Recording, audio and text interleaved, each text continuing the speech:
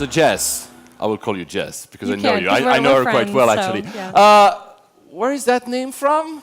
Italian. Italian, right? But your accent tells me you're not exactly from Italy. No, I'm American. I actually don't speak any Italian, so I know. But you eat the pizza. Oh, all the pizza. Yeah, the American type pizza. We can have a debate for 20 minutes about which one is best. I still prefer the Italian version of it. Which part of the US? Boston. Boston. Well, I know which brand you're going to talk about then. I'll leave you to it. You have the honor of opening this afternoon and being super loud so that people actually, oh, you see, they already are showing up. Of course they will show up for you. Ladies and gentlemen, Jessica. Thank you, Paul, for that amazing introduction. I am so thrilled to be here. It's my first time at DigitalK and actually first time in Bulgaria as well. So huge honor, and I guess it's my job now to wake you guys up after lunch. So let's get into it. Let's talk about the new rules of brand storytelling. So what excites me about storytelling is that humans have actually been telling stories since the beginning of time, and actually for good reason. Stories spark our emotions. They help us to better understand and empathize with one another, and they're actually more memorable, about 22 times more memorable than facts and figures alone. And here's a stat I actually found hugely interesting. Do you know that the neural activity aka the activity in our brain, actually increases about 5 times when we're listening to a story? So that literally means that storytelling lights up your brain, specifically the sensory cortex in your brain that allows you to feel, to hear, to taste, to even smell the story, which is pretty cool, right? So how do you do storytelling in a business context? I've spent the earlier part of this year writing a new book called The Laws of Brand Storytelling, which is coming out in November, and I'm going to share with you my top 4 rules for best-in-class brand storytelling. Let's jump in. The first rule is to let your purpose shine. So here's what's interesting. Being a good storyteller actually comes from knowing who you are. And there's a couple key questions that you as a business need to ask yourself as you're defining who you are and the types of stories that you want to tell. You need to start with, what is your purpose? Why does your brand exist? We are all in business for a reason. What is the reason that you're in business? What does your brand actually stand for? You know, what are the issues that matter to you? What are the values that you govern yourself by? What is the culture that you want to nurture? How do you treat your employees, your suppliers, your partners, your customers? What values do you kind of live off of culturally? And then lastly, how are you perceived by your customers and by your industry? Because a lot of times when we get into the idea of storytelling, we say, this is how I want to be known. This is what I stand for. It's all about me. But here's the thing. If those messages don't actually resonate with your customers or your industry, those stories are not going to do anything for you. So one company that I think does an amazing job of this is General Electric, or GE. And their purpose is around innovation in STEM, so science, technology, engineering, and mathematics. And everything GE does kind of layers back to that purpose of innovation in STEM. For example, I just pulled a few kind of posts from their Facebook page. It's actually a great place to go if you want to see kind of their everyday stories. But you can see here, they tell stories about how they're providing power stability for the Channel Tunnel that runs between England and France. They tell stories about the companies that they fund through GE Ventures, and one specifically that's working on artificially intelligent dashboard cams that can help prevent and predict car collisions. So really cool stories, but tactically, if you actually look at how these are structured, they put a good bit of copy up front. They have a blog post that they link to. So if you're a huge geek like me and you love these kind of stories and innovations, you can actually dig a bit deeper. But then for folks that don't want to leave the Facebook environment, they do between a 1 to 2 minute video of that story. There's an audio experience to go with it, and they actually have very punchy text overlay for those that maybe don't listen with sound, because there's actually a good percentage of people who watch videos on Facebook and social media sites without sound. So again, a really strategic way to tell that story in the best way that the person wants to absorb it, which is a great takeaway. they also actually tell stories not related to their products or services. And this is a novel idea, right? We're in business, we have products and services to sell, but we're actually going to run stories that layer back to our purpose of innovation in STEM. And one is actually a podcast called Life After. They've actually done 2 podcasts, and this is the most recent one. And what the podcast is about is it imagines people like you and I. We've grown up in an era, we have so much of a footprint on digital and social media. What happens when we pass away one day? You know, there's technology now like chatbots that we can actually use kind of people's kind of imagine imagine kind of how we would kind of talk, react, kind of speak to someone. So the whole podcast goes into what if we designed chatbots to mimic someone who had passed away? What impact would that have on society? What impact would that have on us emotionally as humans? And it's hugely fascinating, and I think an interesting way you can kind of layer storytelling around your purpose. And then lastly, GE also takes a stance on issues that they believe in. They took a stance on using hashtag balance the equation to say they want to have 20,000 women in STEM careers by 2020. They started by issuing a very traditional white paper showing research that proves at the current trajectory of kind of men and women entering careers in STEM, they actually wouldn't have the pipeline of future talent to actually innovate at the level that they need to continue innovating and grow their business. So a very kind of logical and inspiring kind of message, but then they also followed it up with an amazing consumer-focused storytelling campaign that asked, what if we treated great female scientists like they were celebrities?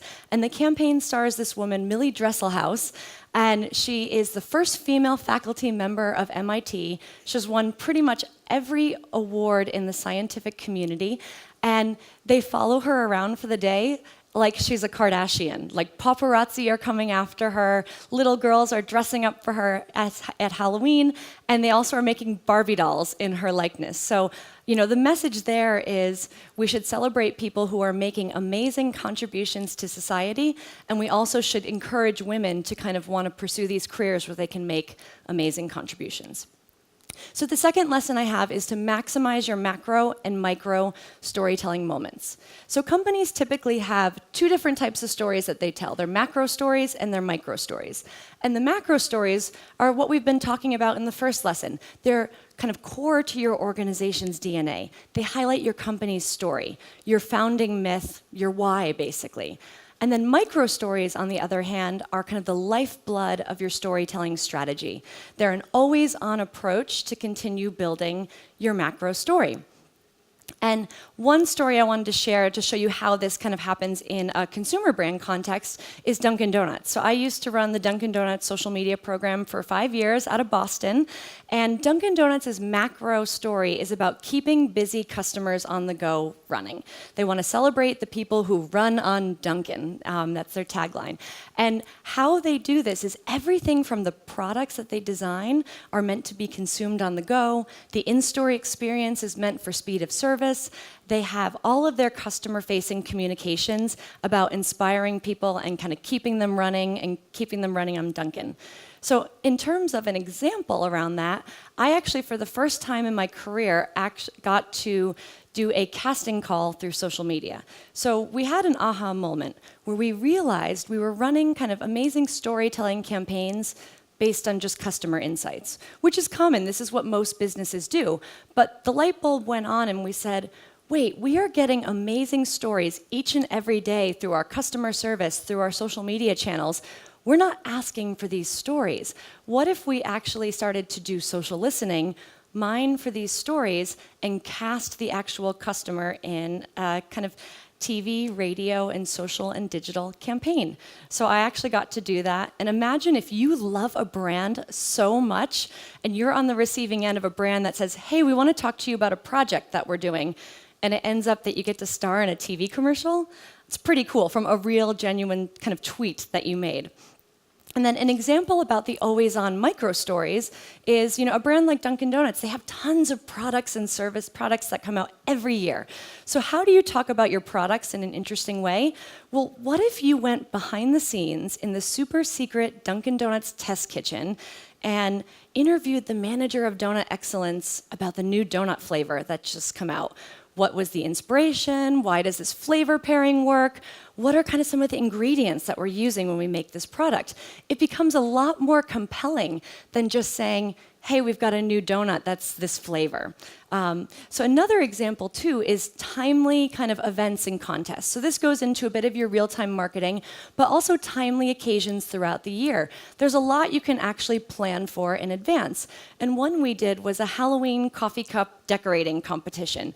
So, a simple social media contest, but we said, what should Dunkin' Donuts be for Halloween? Dress your coffee cup up and tell us kind of what character we should be and why. So a simple idea, but it allows us to then kind of interject our brand into the conversation around Halloween. We have Halloween menu items, kind of Halloween decorations in store, and it becomes another way the brand can tell the story about how they love that holiday.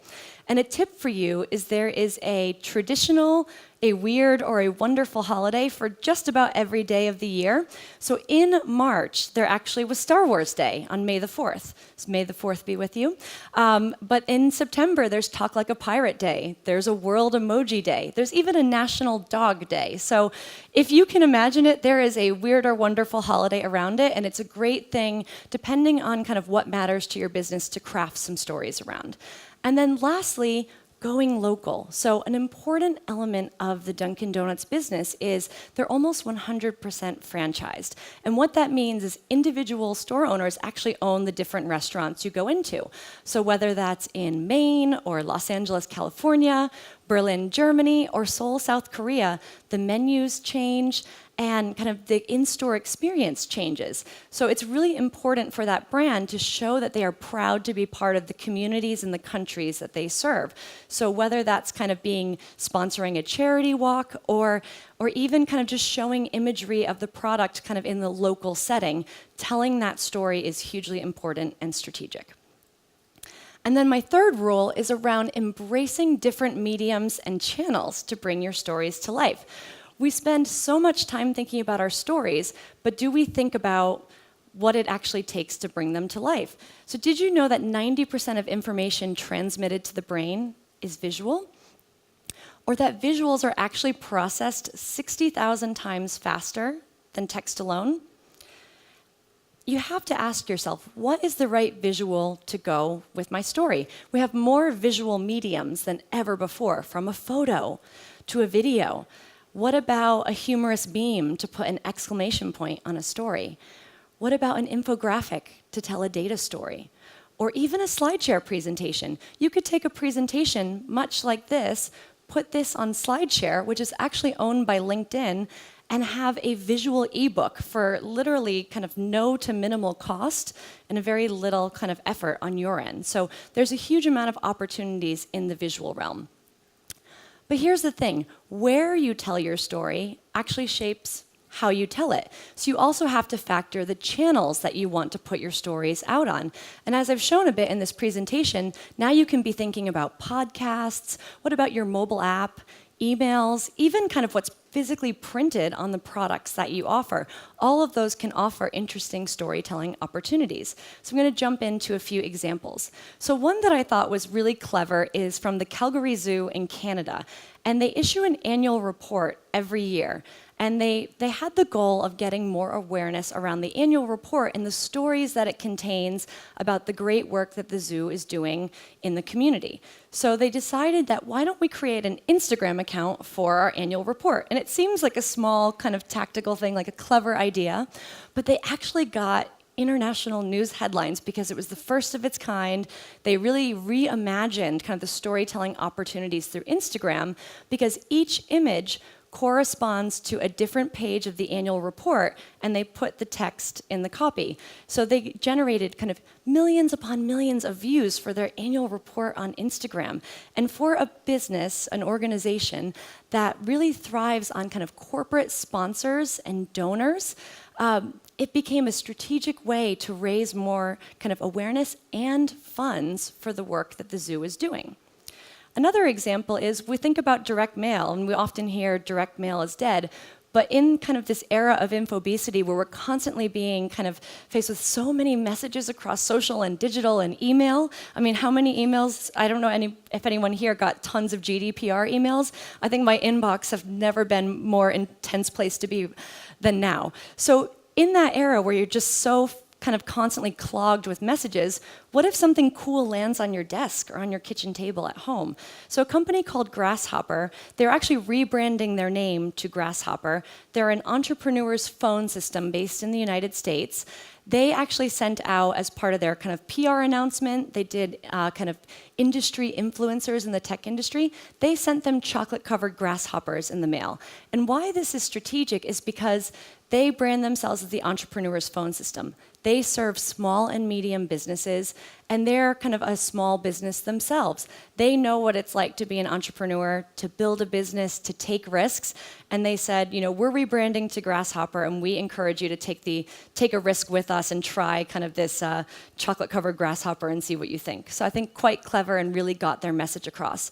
And if you're interested in that campaign, they also issued quite possibly the best video I've ever seen called Entrepreneurs Can Change the World, and it's an amazing storytelling video that I would have shown if I had a bit more time.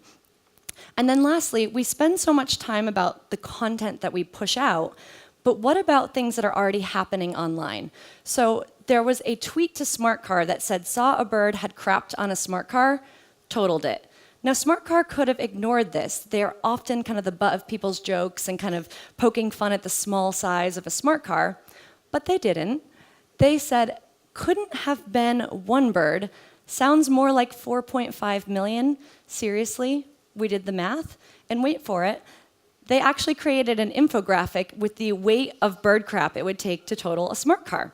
So if, for those that can't see it, it's 4.5 million pigeon craps, 360,000 turkey craps, and 45,000 emu craps.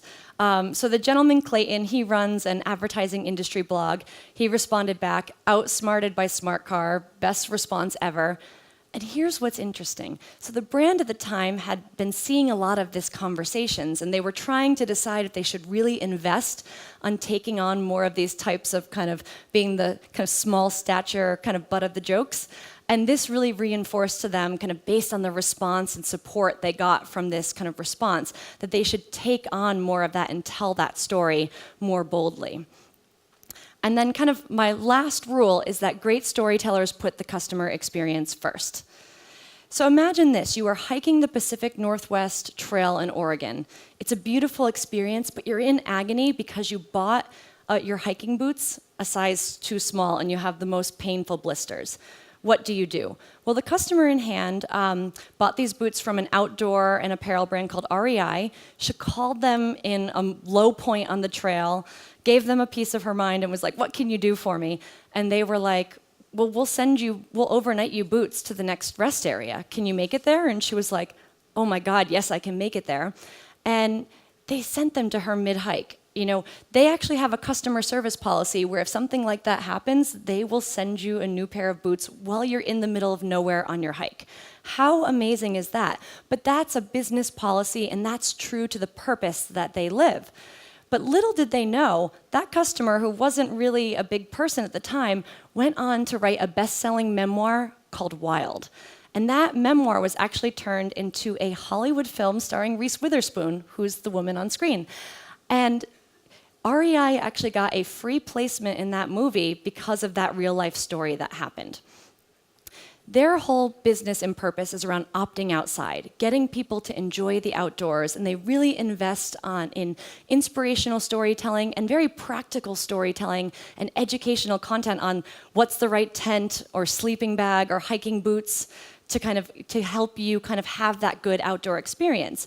But in the age of the empowered customer, your brand is not what you say it is. It's what they say it is. And by prioritizing the customer experience and having amazing customer experience policies in place, like the one that REI has, not only will your story be more meaningful, but more stories will emerge. So wrapping up, because I know I'm about out of time here, some key takeaways for you. So telling great stories comes from a strong sense of who you are and your purpose. There's an art and science to uncovering great stories. go beyond the obvious. Go beyond just your products and services. Look across your company, your customers, your values, key issues, and all of those will help you shape amazing, powerful stories. You want to make sure to test, to learn, to optimize, and repeat. Everything from the storylines that you tell, to the visuals that you use, and the channel mix that you kind of activate on. And then lastly, put customers at the heart of everything you do for long-term success. And if you leave my talk with one takeaway, it's that the best marketing does not feel like marketing. And this is why embracing storytelling is a powerful strategy for standing out and connecting with your customers. So thank you so much.